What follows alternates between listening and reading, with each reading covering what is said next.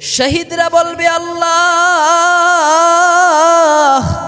কি চাইব, না চাইতেই তো আপনি আমাদেরকে জান্নাতের মেহমান বানিয়ে দিয়েছেন, না চাইতেই তো আপনি আমাদেরকে জান্নাতের নাজ নেয়ামত ভোগ করাচ্ছেন, আর কি চাইব?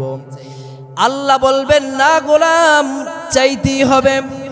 তখন ওই শহীদেরা বলে ক্বালু নাসআলুকা আন তারুদ্দা আরওয়াহানা ফি আজসাদিনা ইলা দুনিয়া হাত্তা নুকতালা ফি সাবিলিক। আওয়াজ করে বলুন আল্লাহু আকবার।